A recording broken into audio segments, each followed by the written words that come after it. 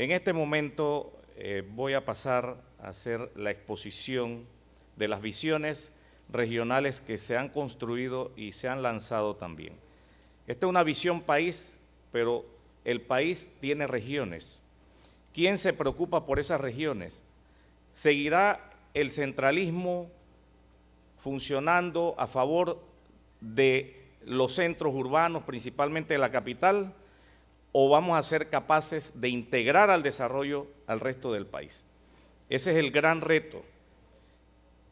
Deseamos que siga una migración de personas de las provincias a la ciudad sin tener la capacidad de insertarse en esta economía que ya hemos visto en la parte logística.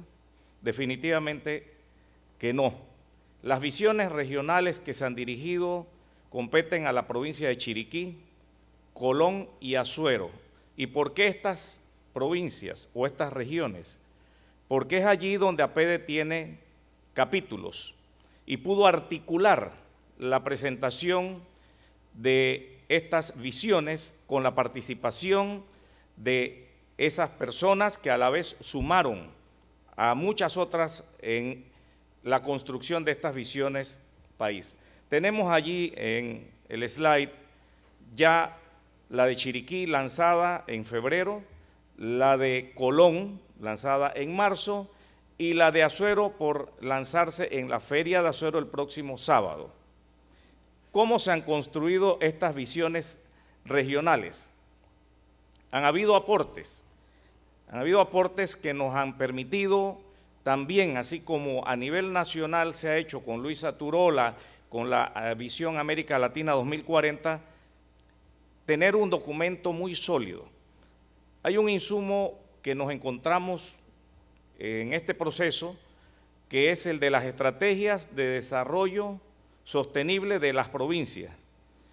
El BID facilitó estas estrategias con un fondo que fue de un fideicomiso del gobierno japonés y fue una donación. ¿Saben cuánto costó la elaboración de cada estrategia de desarrollo sostenible provincial? Cerca de $500,000 y están engavetadas.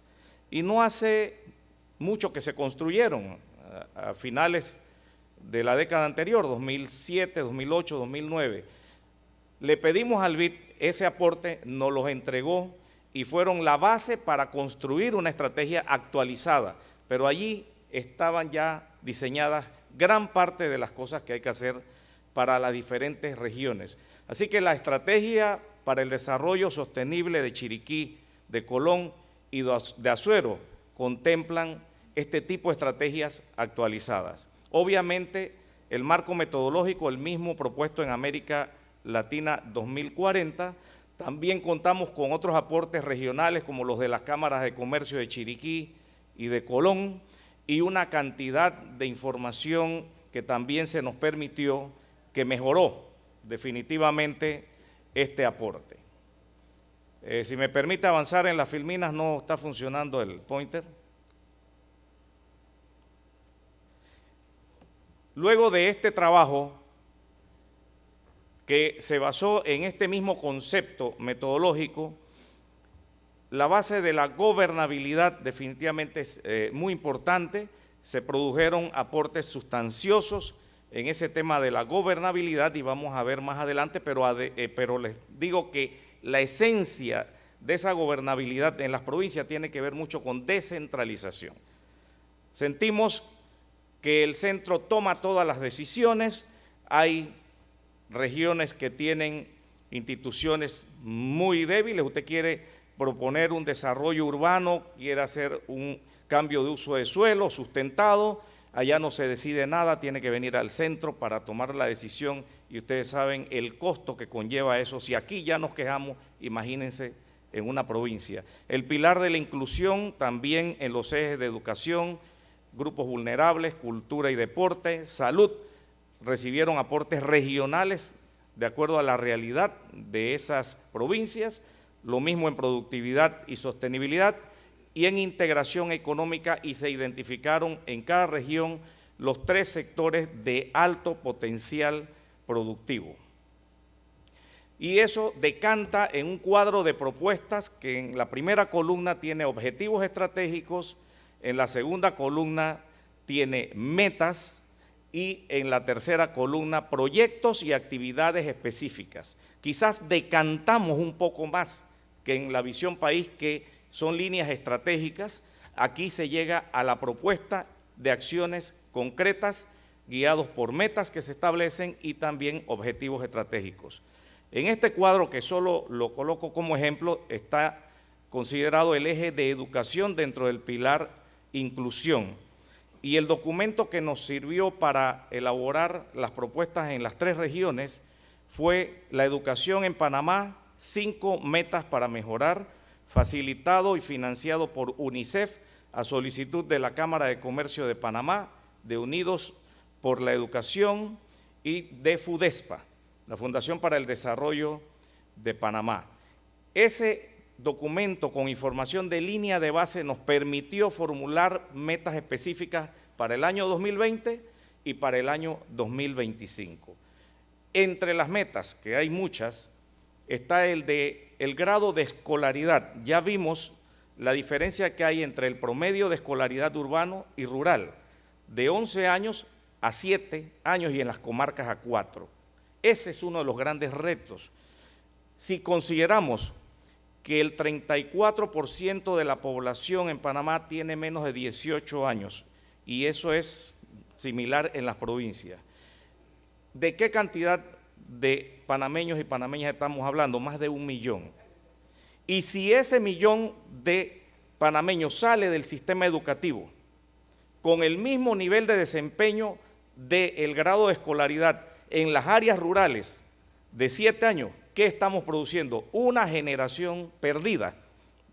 Y ese es uno de los grandes retos que se plantea acá, para que se eleve en esas regiones el grado de escolaridad al 2020 en 12 años y al 2025 en 14 años. Si fracasamos en esas cosas, vamos a fracasar como país y entonces vamos a seguir excluyendo.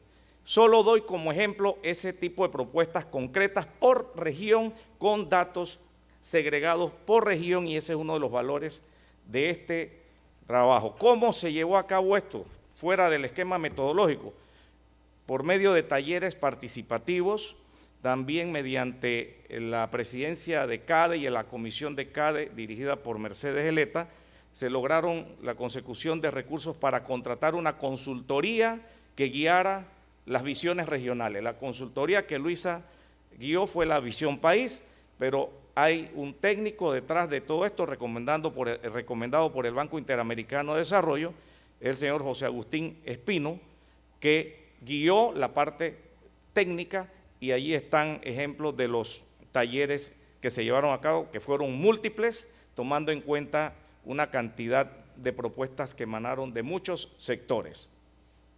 Temas definitivamente universales para las regiones, el de educación, el cual ya resalté, y es la mejor manera de incluir.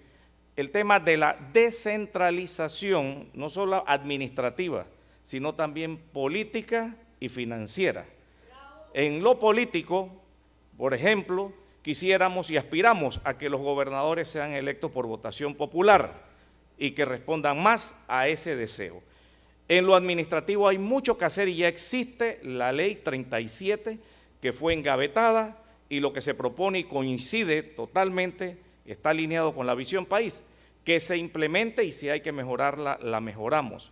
Y obviamente eso conlleva un fortalecimiento de los gobiernos locales para poder administrar ese poder que se debe descentralizar.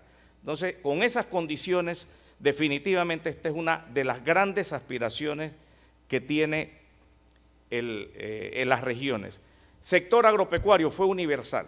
En todas las provincias allí hay una inquietud enorme por el abandono de ese sector con respecto a la existencia de políticas públicas de Estado de largo plazo y que se respeten. Es cierto que el Producto Interno Bruto que produce, o el porcentaje con el que contribuye el sector agropecuario, es relativamente bajo, pero saben ustedes que es el sector que más impacto social tiene, porque ese poquito dinero se riega es quizás el sector que es más equitativo en incluir a los que pertenecen al mismo. Entonces, esa es la razón por la cual debemos fortalecerlo.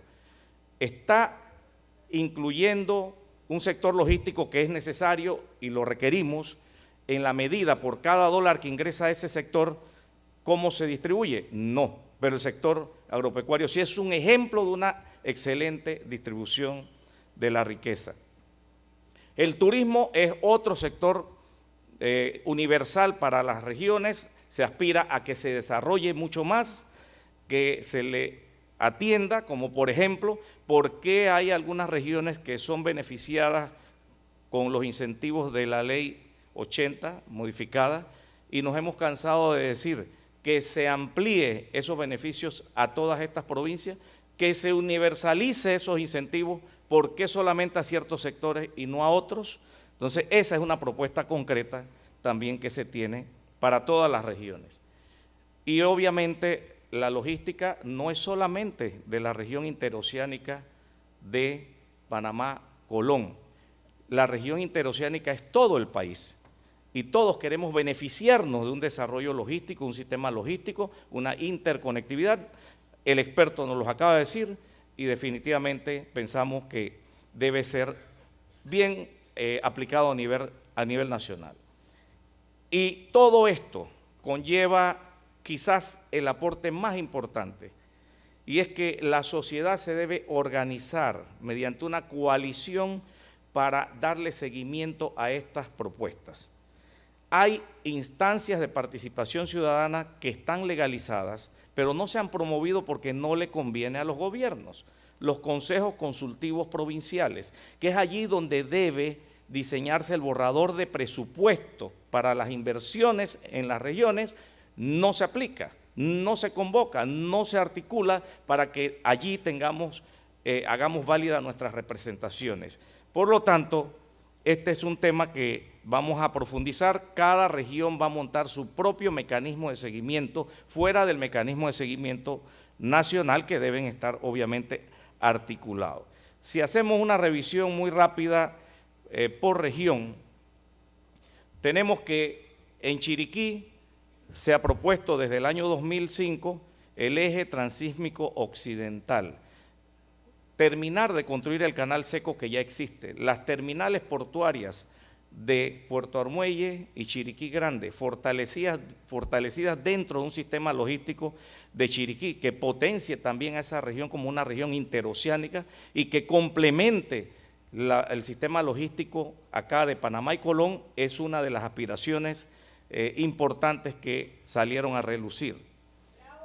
Recursos hídricos y generación de energía.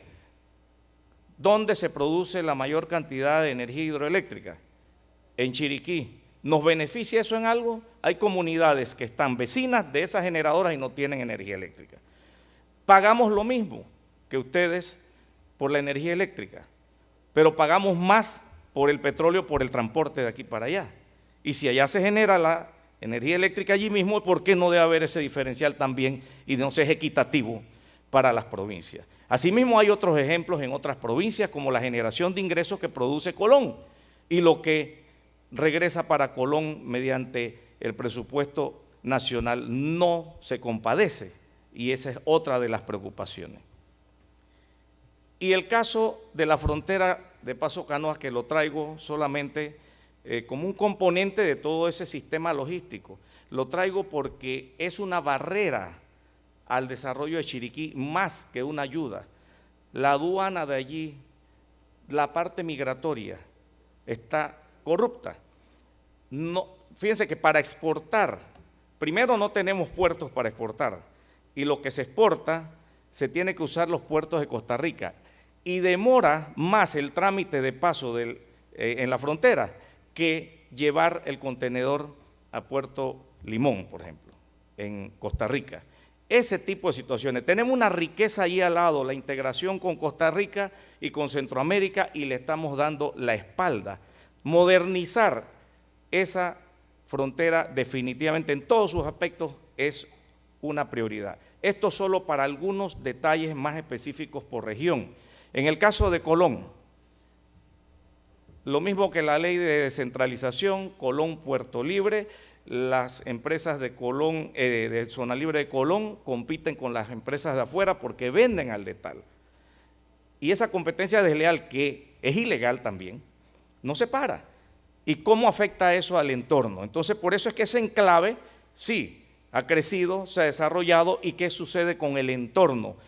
Y esos enclaves no es que sean malos, lo que hay es que buscar cómo también forman parte del entorno. Y una manera entonces es implementar la ley Colón-Puerto Libre, el reto de la ciudad de Colón y su rescate como un baluarte nacional para proyectarnos turísticamente. Ese es un proyecto. Ahí se estudió el caso y una de las causas más fundamentales de ese deterioro es la tenencia de la tierra. Cómo está montado ese sistema de tenencia y hay que enfrentarlo. Y en el caso de la seguridad ciudadana, definitivamente, y la percepción de inseguridad que se tiene, que limita incluso el turismo interno hacia Colón, y es una barrera, también es uno de los grandes retos. Hay muchos más retos en Colón, pero quiero decir que me siento muy confiado de que con este trabajo y con la articulación de la sociedad que se está llevando a cabo, hay muchas esperanzas para Colón. Y qué decir de Azuero, también con sus retos en el tema del cambio climático y el efecto que ha tenido la deforestación y la sequía que cada vez se amplía más, afectando obviamente sectores productivos como el agropecuario. Ese es un gran reto porque involucra también un cambio cultural. También tenemos que obviamente es una región donde el folclore se debe potenciar mucho más, sirve ya para llevar a cabo algunas actividades como los carnavales, ferias, actividades de venta de artesanía, etcétera. Pero si se organiza un buen plan de promoción de esta parte del folclore nuestro, yo creo que en Azuero definitivamente hay mucho que hacer. Y tenemos que es una región que no crece desde el punto de vista poblacional al mismo ritmo que crece el resto del país, y hay migración de esa área, y cómo logramos que la gente se quede allá y produzca allá y viva bien allá, porque la calidad de vida incluso es hasta mejor, pero ahí hay cosas, reflexiones que hacer. Para finalizar, vamos a tener el reto de los retos en las provincias. En Chiriquí se avanzó algo, y lo pongo como un ejemplo, cuando APEDE convoca a la Cámara de Comercio, y a la vez la Cámara de Comercio convoca a los sectores productivos y APEDE a otros sectores, y hemos hecho una coalición. Por eso es que el documento de Chiriquí tiene el sello, el logo de la Cámara de Comercio. Creo que debemos dar un ejemplo de madurez, uniéndonos para defender lo que tenemos que defender. Y ese documento o esos documentos que están allí son una base para guiarnos en el trabajo que la sociedad civil organizada debe llevar adelante. No creo que ningún gobierno voluntariamente va a hacer todo lo que está allí. Eso solo lo vamos a lograr si realmente nosotros nos involucramos en el proceso de ejecución y seguimiento de estas propuestas, y una manera efectiva es el observatorio para dar a conocer cómo vamos, un tablero de anotaciones, y si no estamos anotando, darlo a conocer. Ese liderazgo de la sociedad es el que puede salvar a estas regiones, y es lo que se propone realmente, y me siento también confiado de que se va a dar. Ya hay una comisión nombrada en Colón, ya en Chiriquí se estableció también una comisión interinstitucional de la sociedad, y en Azuero espero que también se lance esta propuesta el día sábado. Hay esperanzas, pero las esperanzas se pueden hacer realidad con participación efectiva de todos nosotros. Muchas gracias.